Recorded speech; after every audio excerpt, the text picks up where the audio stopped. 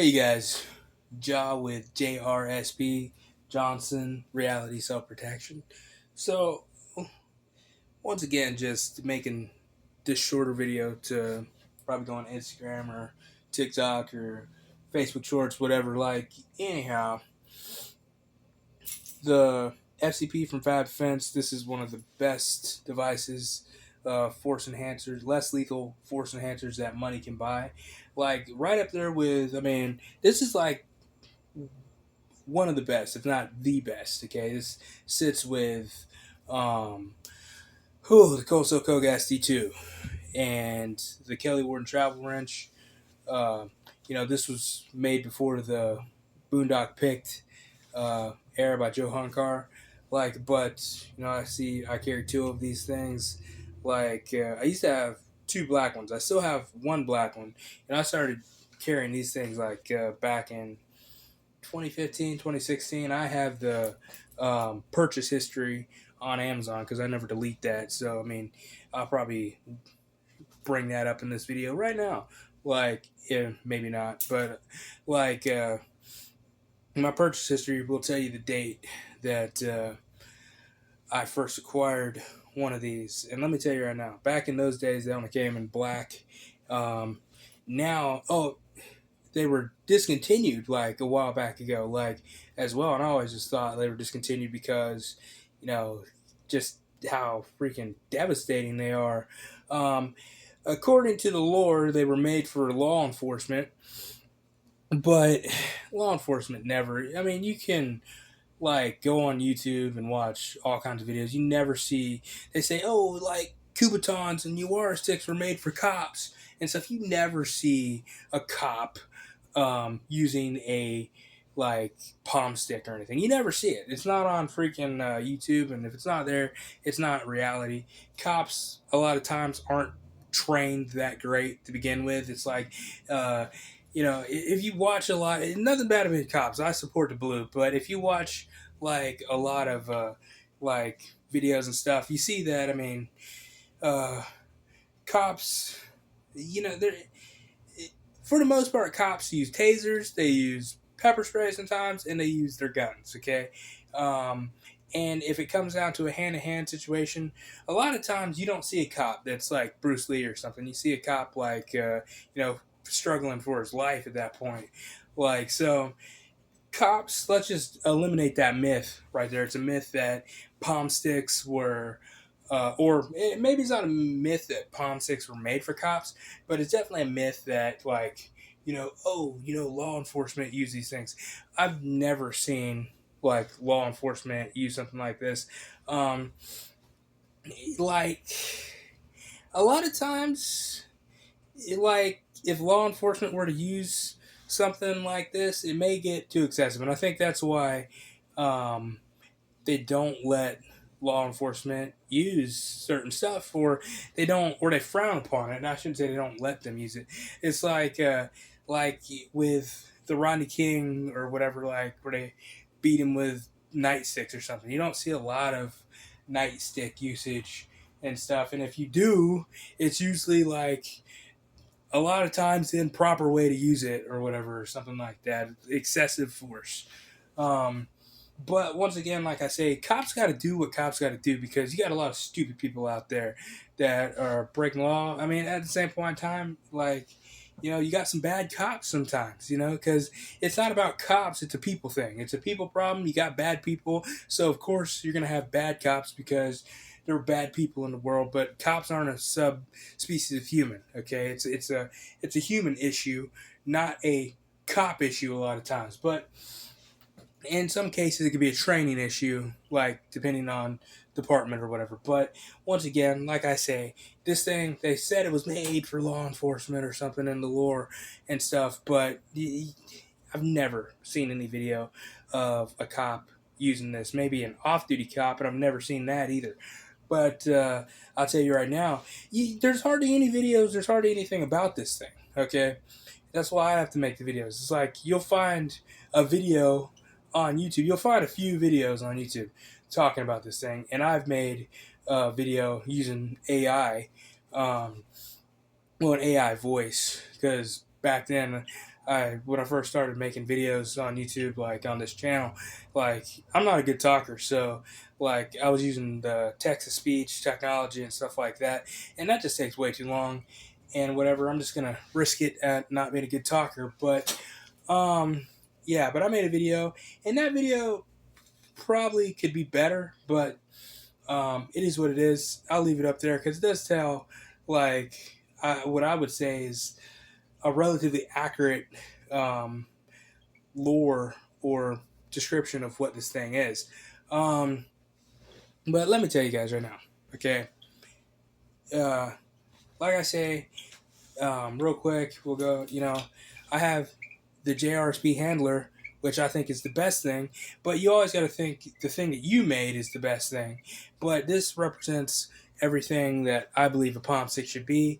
And it's not conspicuous. It doesn't look threatening or anything. There's no like sharp edges, and there's no real true pointy edges because those are all things that subconsciously people are gonna already like feel threatened by it, even if they don't even realize it yet. Like if they see it in passing or whatever, or see it from like 10 feet away, like people are subconsciously threatened by pokey things. So this right here, nobody ever takes it as a threat. Like I've classified it as many things, a door knocker.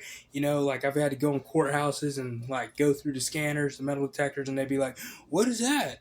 Gone in hospitals through the metal detectors and scanners, and they're like, what is that? And then they'd be like, oh yeah, it's just like a fidget thing, or like a joint thing, because I got like bad carpal tunnel and I use it and I squeeze it real hard and it's good and stuff like that.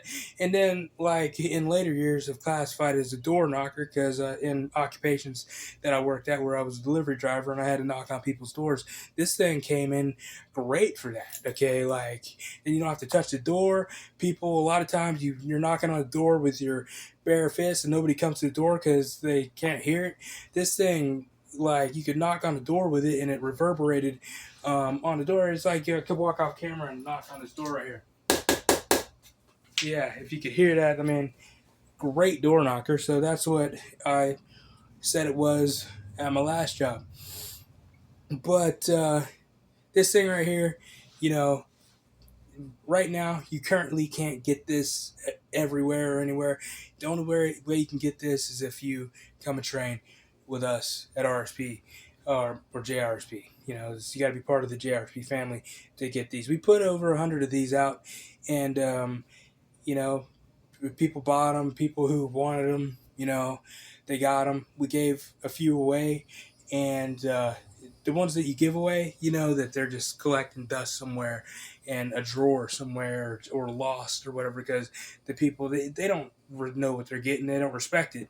So I know that those are just somewhere collecting dust.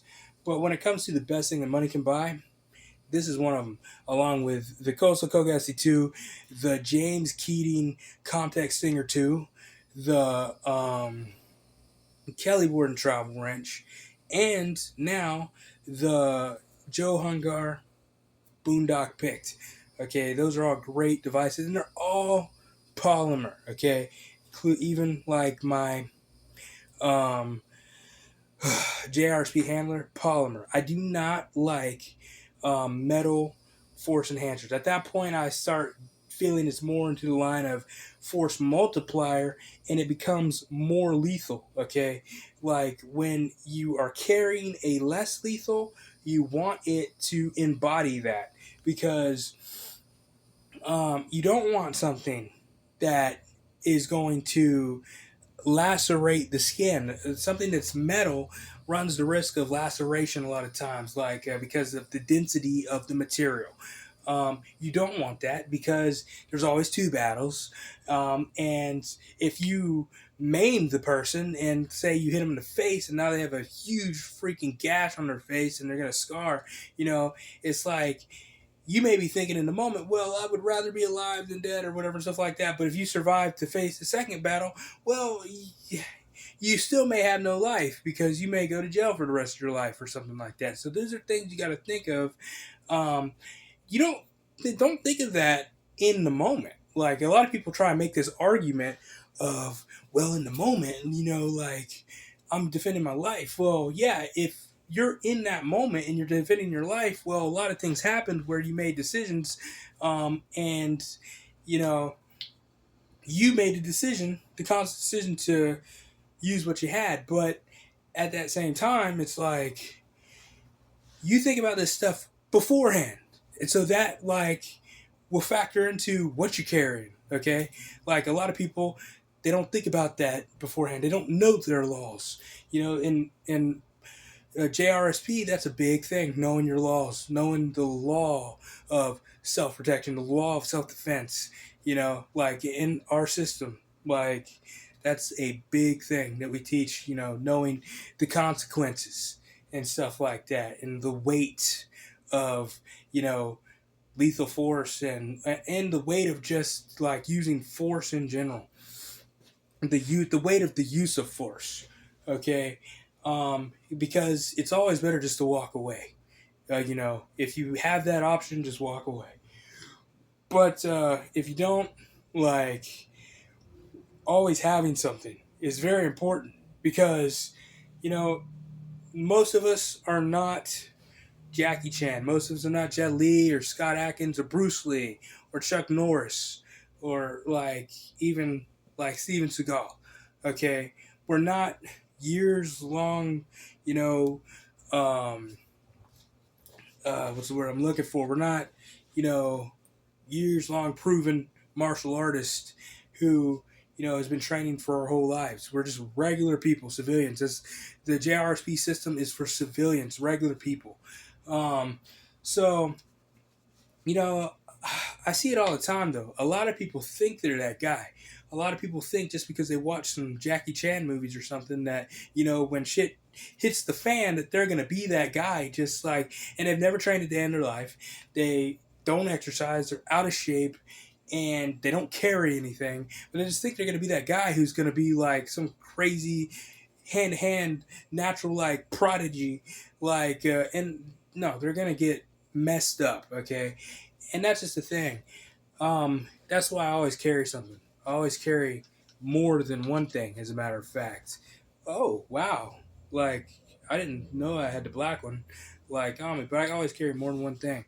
And I carry, like, at minimum, I carry four things because I try to have two less lethals and, or maybe three less lethals and a lethal. It's like just depending.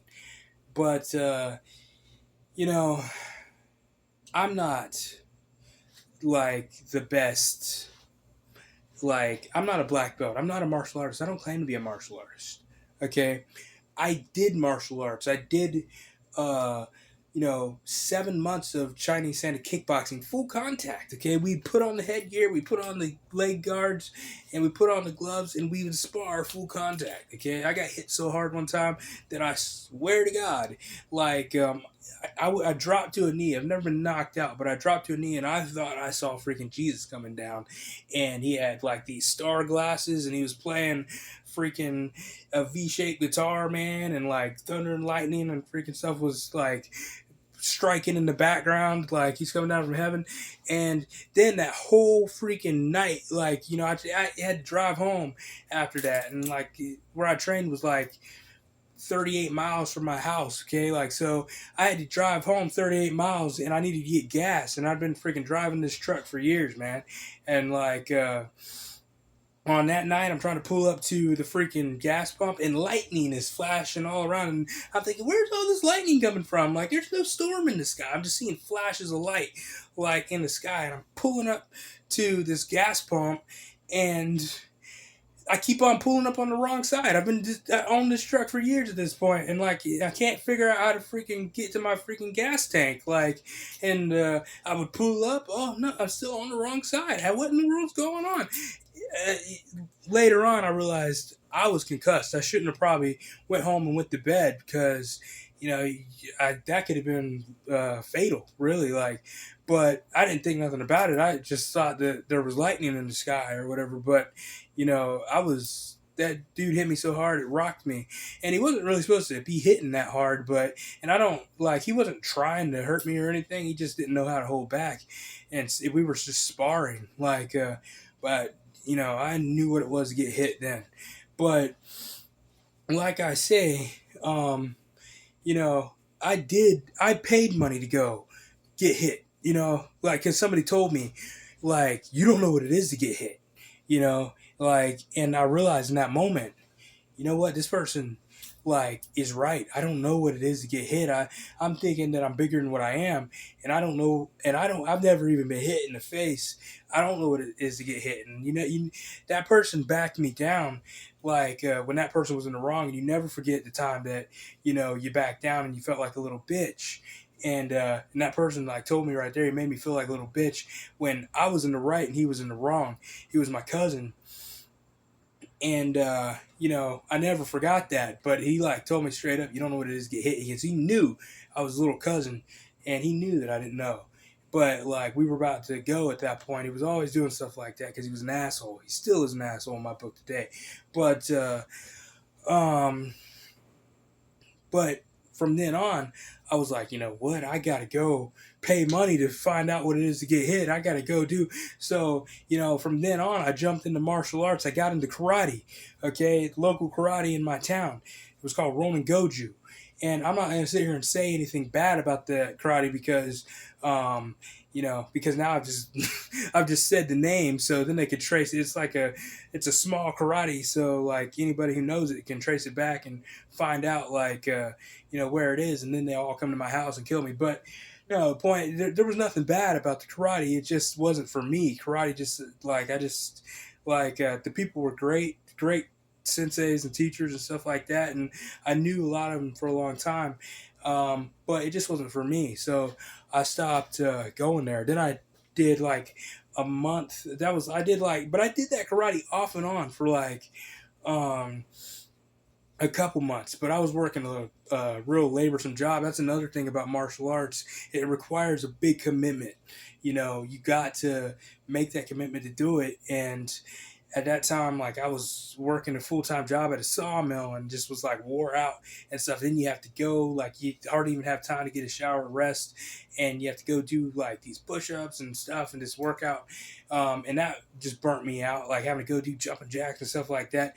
And then I didn't feel like I was really learning anything, like, other than, like, oh, they're trying to teach these forms and stuff. And with my ADHD, it was hard to freaking like, follow along with forms and stuff, and I just don't believe in forms, like, because of that. I didn't want nothing to do with forms. So after that, yeah, like I said, I didn't want nothing to do with forms. There was this jujitsu class that opened up, like, at the YMCA that I was working at, and they wanted, like, $100 a month, but there was, like, this free month trial period. And I went there, and me and this dude that I ended up training Krav Maga with unofficially for a little while, like, we both went there.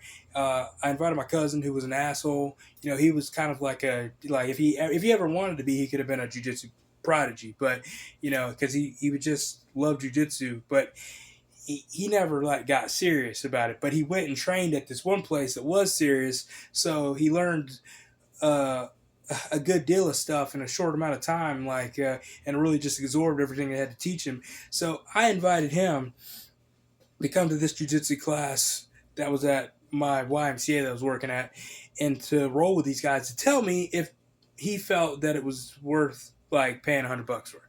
And so he rolled, almost tapped out the like, assistant instructor would have tapped him out if the, like, main instructor wouldn't have stopped him from putting him in this triangle choke.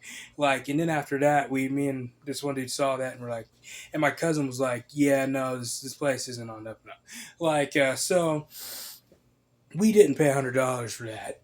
So I trained with this one dude, like, he was a Taekwondo black belt, the dude that went to um, this jujitsu class with me, but he wanted to do something a little bit different. He'd been in the Marines. He's an older dude. Like, he'd learned Marine Corps combatives, but he was in the military at the time that like the Marines were doing this system called line or whatever. So he liked that, but he also liked some of the new stuff like the precursor system before McMap. So we started training in that, but he also like we started dabbling in Krav Maga. Like I bought a Krav Maga book from Krav Maga Worldwide, and he liked that a lot. And we started blending that in with um, this precursor, this close range, this close quarters biting system that was like the precursor. It was what the Marines used between line and what they call McMath now, and so we trained a little bit in Krav Maga and stuff like that. But then we realized, well, we're just gonna stick with the precursor McMap system because we got the whole system in a manual here, and it was really um, detailed, and he had done a lot of stuff. So, and he was a black belt, like third degree black belt in Taekwondo. So, we trained for about a year, like doing that. But so then um, I went a long time, like without doing anything. I can't remember. Like I was studying different self defense systems and stuff like that, though. But I went a long time without actually physically training with anybody. Then, like in 2015, that's when I started doing kickboxing, um, and then we had a falling out, like due to politics, due to a bunch of stuff that we could get into another day. But I ended up leaving that after 7 months of doing that, and I enjoyed that. It was hard for me to leave it because once you've done something for a long time like that, and you dedicated yourself to that, it leaves a void in you. So there was a void in me, like that I needed to fill, and then I found Henderson Judo, and that's where what I'm getting at. And this video is long as well, but that's where we get into the Tai Jutsu, the Kanto Jutsu, the Tanbo Jutsu, and the Iwara Jutsu. This guy, he taught judo, but he taught like an older style of judo. And basically, he was like, this is all really part of judo. Like when you get right down to it, I was only there 5 months, and I really didn't get like I'm not gonna sit here and be like, yeah, I learned so much judo and stuff, and I'm a prodigy now or whatever. No, I was only there 5 months, and then and I would have been there longer, but then we had some more martial art, politic, drama stuff. Like his wife, like they were a little bit weird. Like, but it's like when you get in the martial arts world, a lot of people are a little strange, and nothing bad against martial artists, but like it's a unique world, and him and his wife were a little bit weird. They were an older couple. But I won't ever forget, like at that time, I just come off of, 7 months of sandy kickboxing. I just come off of doing that, and then had that bad falling out with them and stuff like that. So I was at the point, like, if this doesn't work out, then I'm done with martial arts. I'm done like dealing with this crap, like, and so I was already like with that mindset. Well, I had my gym bag that had all my kickboxing gear still in it.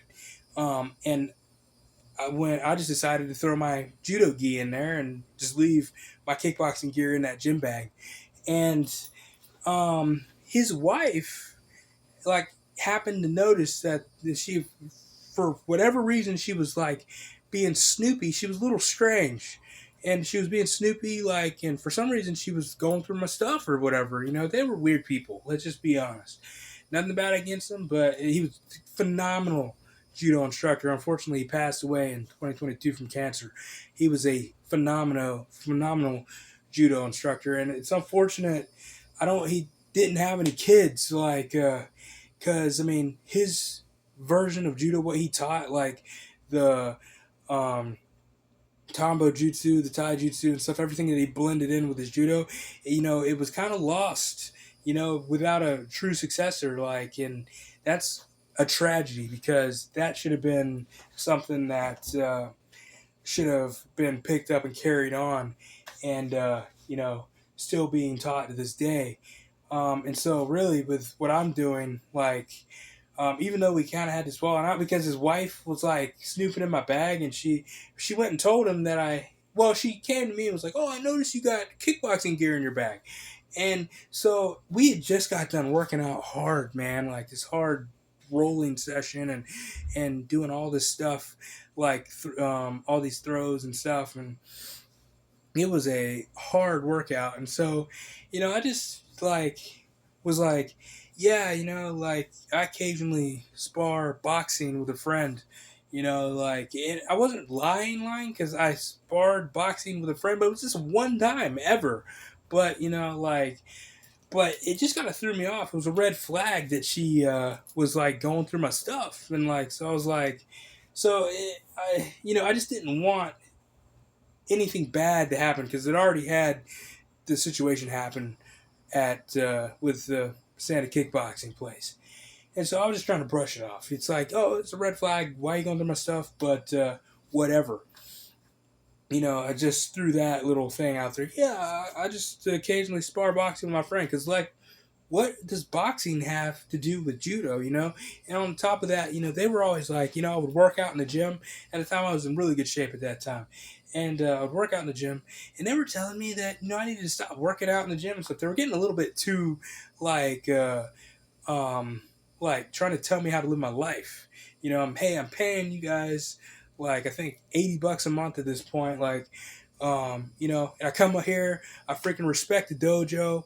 I do everything that is asked of me to do. Like while I'm here, I bow to the sensei and stuff like that and show respect and whatnot. And it's like outside. I'm like 25 at this point. Outside where I was like 25, 24, like I was around probably 25. Outside of the dojo is my life. I'm being respectful. I'm not teaching judo. I'm not showing people your judo techniques outside of judo. I'm not teaching people judo. Like I'm 5 months into judo without your blessing and stuff. I'm not. It's like I sparred a dude one time boxing, had nothing to do with judo. I wake up one morning, on a Saturday. It was not a good day to freaking like. It was just not a good day. I was just, I had just lost a job and stuff, and I was trying to figure out my life. And I wake up to this string of texts from her because she handled everything. There was nothing like. It sounds weird when I talk to like, oh, she's like getting too involved in my life and stuff. There was nothing going on between me and this woman other than the fact that she just handled everything. The business side, she was more business minded than him. He handled like the martial arts stuff, and then they ran a printing business or whatever, like a embroidery business or whatever. Um, and like the embroidery business was in the front and the dojo was in the back, and but she just handled everything business wise, and so she was the one who was always reaching out. Like he would have her reach out to his students and stuff like that. But I got this string of texts from her, like on that morning. It was a Saturday morning, and she was like, "Yeah, I told Sensei like that about your kickboxing gear and that you're sparring boxing outside of the gym, and he's not happy." Like he says, if you're gonna freaking be sparring outside the gym, this class isn't for you. It's gonna mess up your muscle memory and stuff, and like just a whole bunch of stuff. It was like, whoa, like it was just the wrong moment to be coming at me that way, just especially after, I'd already had this falling out 5 months prior at that point with the kickboxing place. So at that point, I was just like, they're not even a bunch of weirdness. They were trying to, govern my life too much. Like, and at that point, I was like, and I was even giving this dude a ride that I didn't want to give a ride to. Like, but they asked me to give him a ride and stuff. They're putting a lot of responsibility on me, and so he was out of my way and everything. But it's like, hey, well, he was an all right dude. Like, and uh, I figured the more people at the class and like, that helped me learn and stuff like that. So it's like, hey, yeah, this is a little bit of it's a minor inconvenience, but in the long run, it's going to help me out and stuff like that. Um, so I was even picking up this dude for him that they asked me to pick up and stuff. And, it was just a bunch of weirdness. But when they came at me that way, I was just like, you know what, you know, I'm not doing it. I'm not doing it. And I just told him, hey, tell Sensei thank you for everything that he's taught me and everything and stuff like that. And I hated to do it because, like that dude was the real deal, and that's the dude who really inspired me to like really study Japanese martial art and like ignited my love for Japanese martial arts, and that's why JRSP is um, loosely, what's inspired. JRSP is inspired by, those four ancient Japanese martial arts: Iwara Jutsu, Tanbo Jutsu, Tanto Jutsu, and Tai Jutsu. You know, and those are the four martial arts that I like self study. I've never gone and done those, but I study their concepts and try and what I'm trying to do is like so not to offend anybody and not to like make it out like I'm some type of practitioner of those systems. Those are ancient systems, traditional systems still taught to this day in places if you can find them. But what JRSP does is try to look at those systems and imagine how they would be today, like the practicality of the use of them today, and like discard all the traditional stuff that would the jargon that is useless. Like, so, and I'm not saying that everything in those systems is useless, but like cutting the stuff that is not necessary for immediate self protection and self defense, and like looking at it and like how would people get the most out of these systems today in the modern world. So, but yeah, like I ended up just telling telling my sensei's wife to tell him thank you for everything that you've done for me and taught me, and tell the dude that I'm giving a ride to that he's gonna have to find another ride to judo. And then there was other texts like, oh no no no, they're trying to walk it back then, but at that point I was already done. In that time, I did the Cobra self defense system as well, and realized that that is what I wanted to do.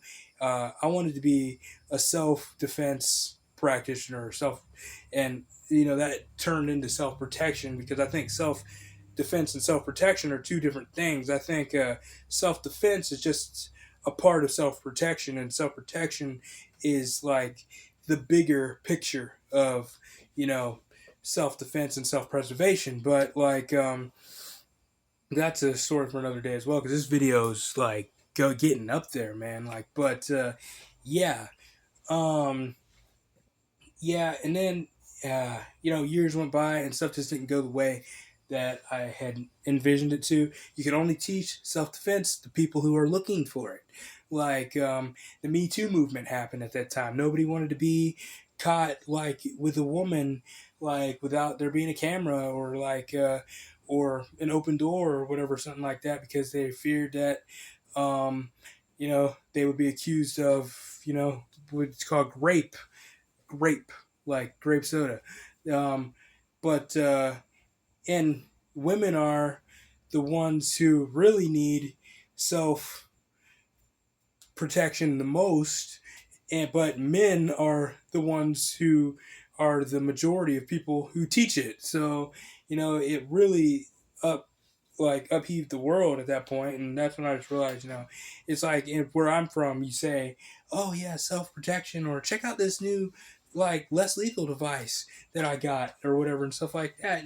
And where I'm from in Florida, people were just like, "Oh, that's stupid. I'll just use my gun." They'll just use their gun. Somebody calls them like a name across the street, and they're just gonna go blast them away like with their gun, because they just don't understand like what they're talking about. But that's just where it's at. That's what those are just the struggles that self like protection and self defense instructors deal with, because like it's like you know people who don't know anything about what they're talking about. But and we see a lot of times it's like that's why I'm bringing what I'm bringing to the world now, like because anybody teaching people to like to box as self defense or whatever. In my opinion, that's just counterintuitive, you know, like because I mean, you're gonna teach a 90-pound woman to, you know, try and box with a freaking 300-pound man. No, it's like that dude's going to like hit you real hard and knock you out, like break your jaw, and do what he was gonna do. You know, like um, that's why I always teach. You know, I think having things like this, I don't think that this is bullshit. You know, I think that if you know what you're doing, you know, this right here, like a 90-pound woman could mess up a 300-pound man if she freaking stabs that in his eye. Okay, I think she could definitely get away.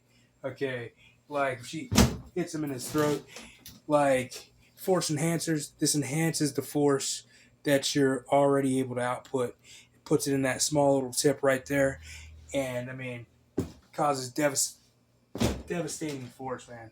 So yeah, this video has gone on long enough though, so we'll pick this back up another day. But yeah, the FCP from Fab Defense. This is one of the best devices that money can buy when it comes to force enhancers. You know, it's like know what you're doing. Don't go be going and getting like some metal device that's gonna cause laceration to the skin and you know put you in a position where now the assailant can become the victim and sue your pants off. So hey guys, this is Ja with JRSP. Johnson Reality Self Protection. You guys take it easy.